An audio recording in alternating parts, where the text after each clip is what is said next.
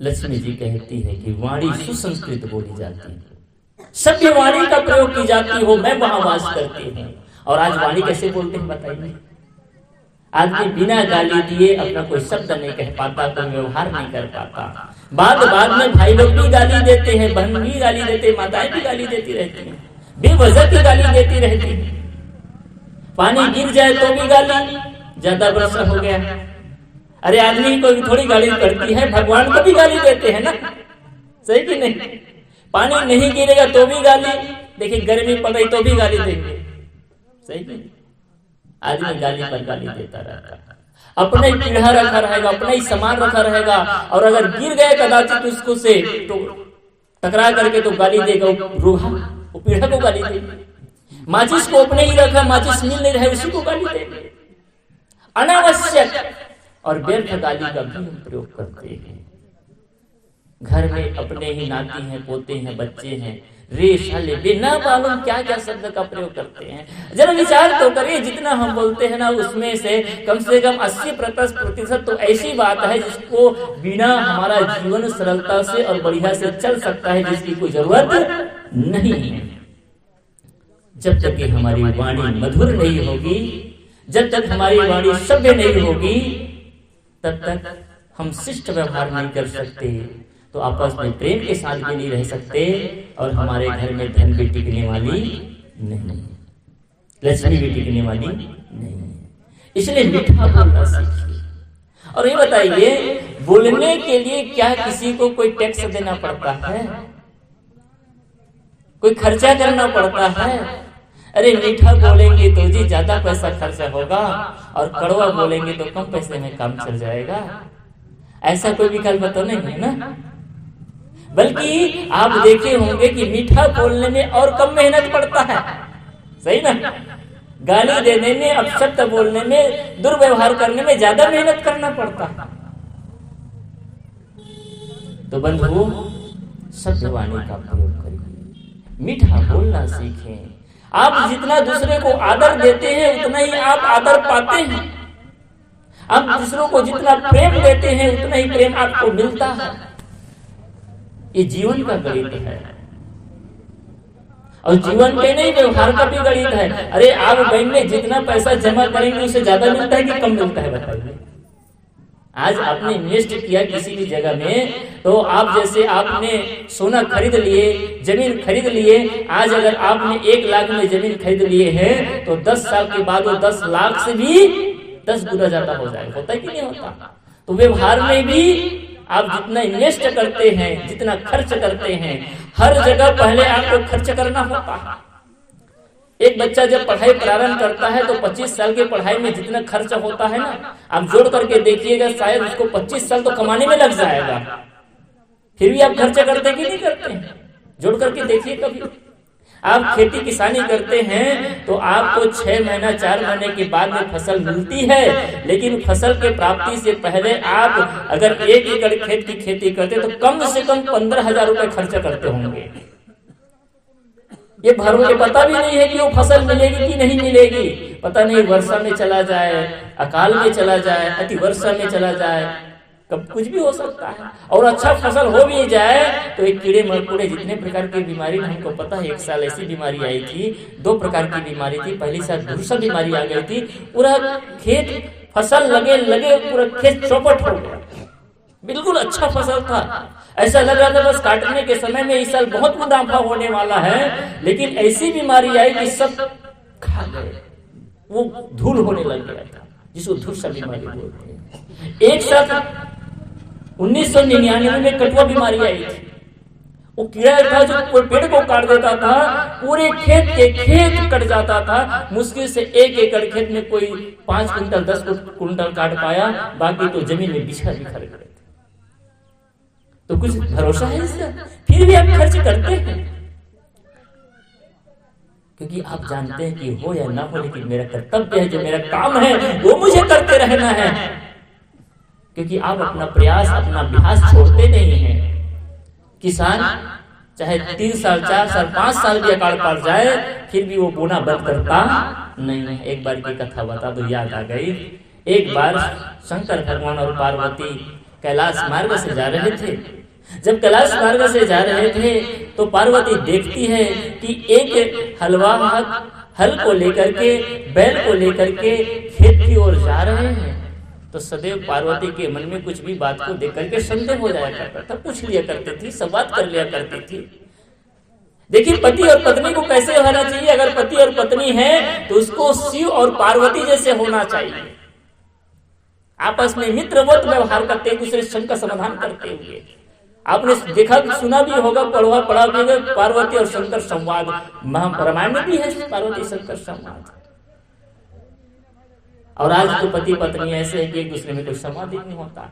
व्यवहारिक संवाद हो गया तो थोड़ा बहुत हो गया, अध्यात्म का संवाद होता था। तो पार्वती के मन में जब भी कोई बात होती थी, कोई संदेह होता था, कोई जानने की जिज्ञासा हुआ करती थी, तो अपने पति से पूछ लिया करती थी।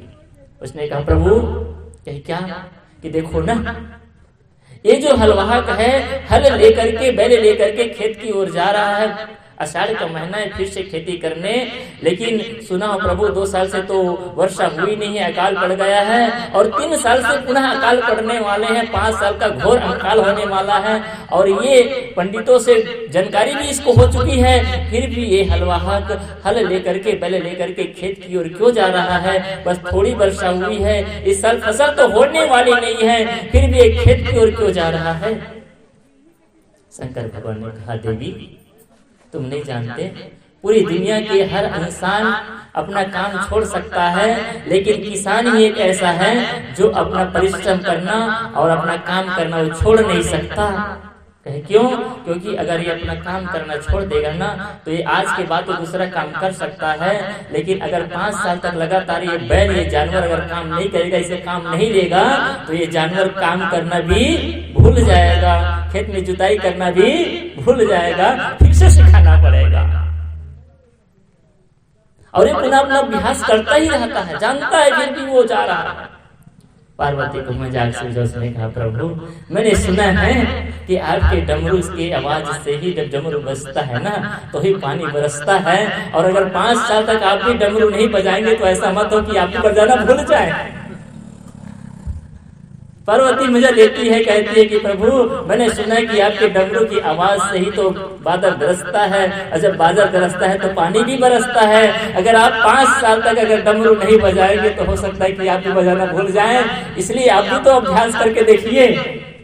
शंकर भगवान कहते भोला तो थे वहां पर, बस डमरू उठाए और बजाने लग गए, और देखिए पानी वहीं पर बरसना प्रारंभ हो गए। करत करत अभ्यास से जन्मत होत सुजान, और रसरी आवत जात ही सिर पर होत निशान। अभ्यास करते रहे, अपना अभ्यास बनाए रखे।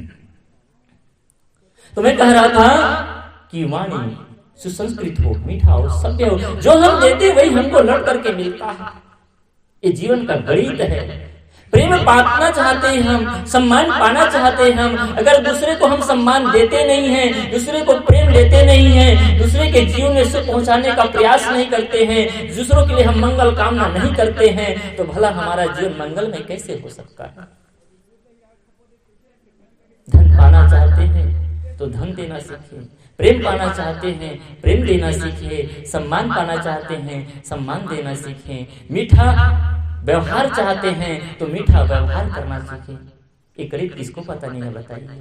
सब जानते हैं क्रोध करने से सामने वाला भी क्रोध करेगा। गुरु कबीर ने इसीलिए कहा आवत गारी एक है उल्टा तो होए अनेक, और कहाँ कबीर ना उलटिए रही एक की एक। जब गाली आती है तो एक होती है, अर्थात एक तरफ से गाली आती है और किसी ने गाली दिया और आप चुप सुन करके नजरअंदाज कर दिए, आपने उसका प्रतिक्रिया नहीं किया, उत्तर नहीं दिया, तो आदमी लड़ने वाला है क्या? नहीं लड़ने वाला ना। हो सकता है चले 1-2 और गाली दे देगा गुस्सा में आकर के, और जब आपको प्रतिक्रिया ही नहीं करेंगे तो कब तक गाली देगी? सास बोल रही, बड़बड़ाती जा रही, बड़बड़ाती जा रही, बहुत चुपचाप अपना काम करती जा रही है, तो सास कब तक बड़बड़ाएगी? नहीं बड़बड़ाएगी ना। कहते हैं ना एक हाथ से ताली नहीं बजता, दोनों हाथ से बजता है। गाली झगड़ा के रूप में कब बढ़ जाता है? क्योंकि अगर एक ने गाली दूसरे ने भी गाली दी तो गाली पे गाली आकर टकराती है, फिर झगड़ा और कलह भी होने लग जाता है। इसलिए अगर आप चाहते हैं सुख से और शांति से रहना चाहते हैं तो सुनना सीखें, और सुनना तब सीख सकते हैं जब आपके अंदर सहने की प्रवृत्ति होगी, और सहना तब आप कर पाएंगे जब तक आपका हृदय विशाल नहीं होगा। विशाल हृदय वाला इंसान ही सहना जानता है और सुनना जानता है, और जिसका हृदय विशाल होता है वही सुन भी पाता है, वही सह भी पाता है, और वही सुंदर व्यवहार भी कर पाता है। एक बार की बात है, एक गांव में एक लड़किन थी। करता हूँ, कहानी को पूरा करूं और बात पूरा करूं। एक गांव में एक लड़किन थी। देखिए, आदमी लड़ करके आदमी व्यवहार शांत नहीं कर सकता, बल्कि सह करके कैसे करता है, संक्षेप में बताता। वैसे आज का समय पूरा पूरा करता है। तो लड़किन थी जो लड़ रही थी, गांव के लोग पूरा परेशान थे।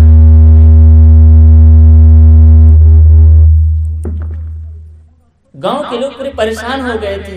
कुछ गांव में ऐसे होते हैं उजट किस्म के लोग, ऐसे कुछ माताएं होती हैं जो कुछ भी कहीं कहीं बोल दिया करती, बड़े परेशान करने वाले लोग मिल जाते हैं बेवजह के।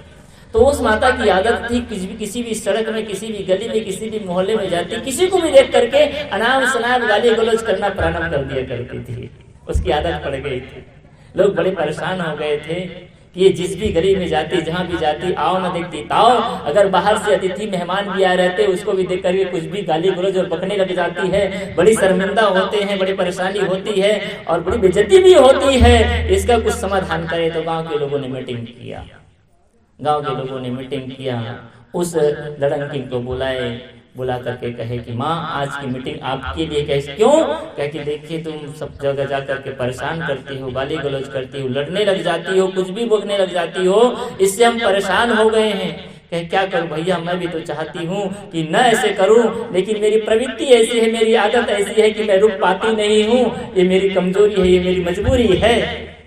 गांव के लोगों ने कहा कि माँ ठीक है, तुम्हारी मजबूरी है, कमजोरी तुम्हारी आदत है। देखिए, जब आदमी आदत से लाचार हो जाता है ना, तो वो गाली देने वाली, तो आप सोच सकते हैं कि वो गाली कैसे क्यों देती थी। लेकिन देखिए, आप बीड़ी पीने वाला, बीड़ी की जब आदत लग जाती है तो छोड़ पाते हैं क्या? झूठ बोलने की जिसकी आदत होती है, झूठ बोलना छोड़ पाता है क्या? शराब पीने की जिसकी आदत होती है, वो शराब छोड़ पाता है क्या? नहीं छूटता। आदत ऐसी चीज है, छूटती ही नहीं है। गांव के लोगों ने कहा ठीक, तू गाली देते रहा, लेकिन एक शर्त है। बोलते क्या? देखिए, हमारे गांव में 365 घर है। एक दिन में एक घर जाना, उसी के आंगन में रहना, खाना पीना, और जो कुछ भी व्यवहार करना हो तो उसी के घर में करना। लेकिन गली मोहल्ले में आकर के इधर उधर घूमते हुए कभी बकना और गाली गलौज करना मत। ओ कहे ऐसा तो नहीं हो सकता। कहे मानना पड़ेगा अगर इस गांव में रहना चाहती हो, अन्यथा इस गांव को छोड़ करके चली जाओ। तो अंत में उसको मानना पड़ा, ठीक है यही करना है। तो रोज वो एक घर चली जाती थी, उसी के घर में, उसी के आंगन में रहा करती थी, और वही भोजन व्यवहार किया कर भी लिया करती थी। वो इस प्रकार से व्यवहार होता रहा। गांव के लोग सुख से रहना रहे। सबने कहा भैया साल में एक बार झेल लेंगे। एक घर की बात है, एक घर में एक नई बहू आई थी। एक दिन उसकी माँ जो है, सासू माँ है, वो बड़ी परेशान थी, उदास बैठी हुई थी। बहू देखती है कि मैं इस घर में आज ही आई हूँ और मेरी सासू माँ है वो बड़े निराश है, परेशान है, उदास है। ऐसा तो नहीं कि मेरे आने से उसको कोई परेशानी हो। जाकर के प्रणाम करती है और कहती कि माँ क्या आज हो गया आपको? ऐसा आपकी कोई स्वास्थ्य तो खराब नहीं है? कहे नहीं बेटी, स्वास्थ्य बहुत बढ़िया है। कहे किसी ने कुछ कह तो नहीं दिया है? कहे किसी ने कुछ नहीं कहा। तो हमने कहा माँ की मेरे से कोई परेशानी है क्या? मेरे आने से तो आप तो तकलीफ में गई है। उससे कहना है बेटी तू तो मेरे लिए लक्ष्मी है, तुम्हारे आने से तो यह घर और पावन हो गया, धन्य हो गया। अरे इसी समय का तो मुझे इंतजार था वर्षों से, भला तुम्हारे आने से मेरे जीवन में दुख क्यों आएगा? तो उसने कहा तो परेशानी का कारण क्या है? उदास क्यों हो, चिंतित क्यों हो? मैंने कहा बेटी अब क्या बताऊं, हमारे गांव में एक ऐसी प्रथा बन चली है कि एक लड़की है कि रोज हर एक घर में जाया करती है, वहां जाकर के लड़ती है, और संयोग से कल की जो बारी है हमारे घर की बारी है।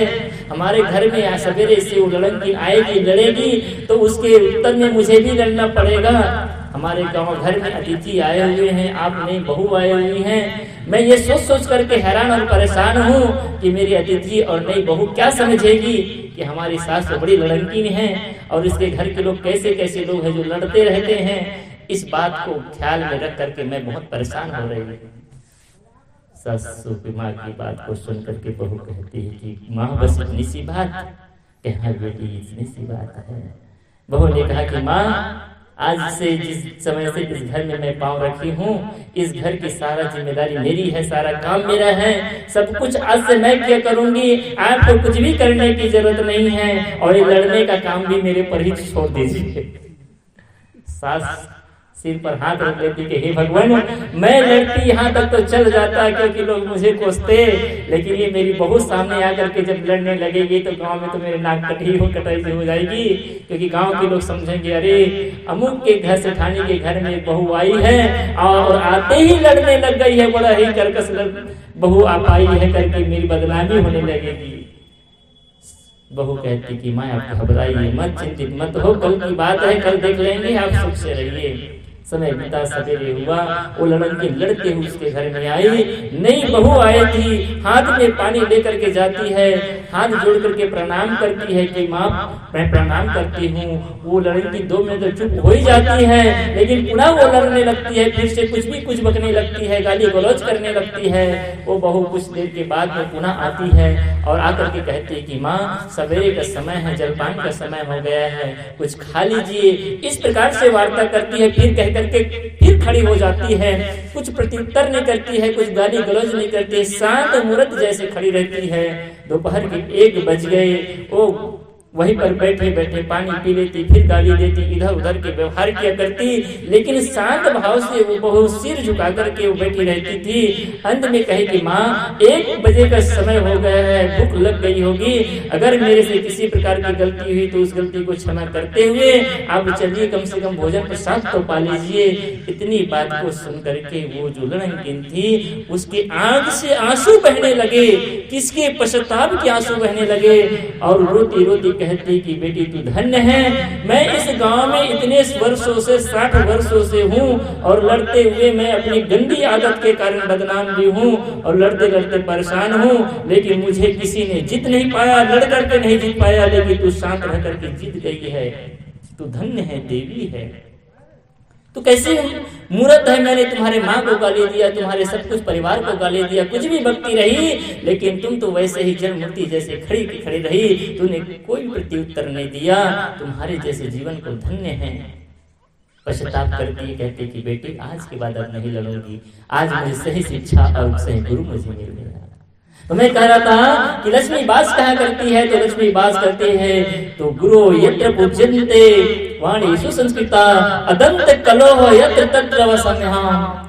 मैं वहां वास करती हूँ जहाँ के लोग अदंत होते हैं, जहाँ दांत की टिकट आया नहीं जाता, झगड़ा और लड़ाई नहीं होती है, जहाँ कलह नहीं होती है। तो याद रखिए 3 सूत्र वहाँ लक्ष्मी का वास होता है। जिन घरों में पूजा गुरु की पूजा होती है, वाणी सुसंस्कृत बोली जाती है और आपस में प्रेम के साथ रहते हैं, लक्ष्मी कहती है कि मैं वही वास करती हूँ। आप सब धन अगर प्राप्त करना चाहते हैं उसके लिए कड़ी मेहनत करें, परिश्रम करिए, ईमानदारी पूर्वक मेहनत करिए, लेकिन साथ साथ गुरु संतों की उपासना करें, पूजा करें, मीठा बोलना सीखें और साथ साथ आपस में प्रेम के साथ जीवन निर्वाह करें, तभी यह धन और लक्ष्मी आपके घर में वास करेगी। बस इतने कहकर अपने वाणी को विराम देता हूँ।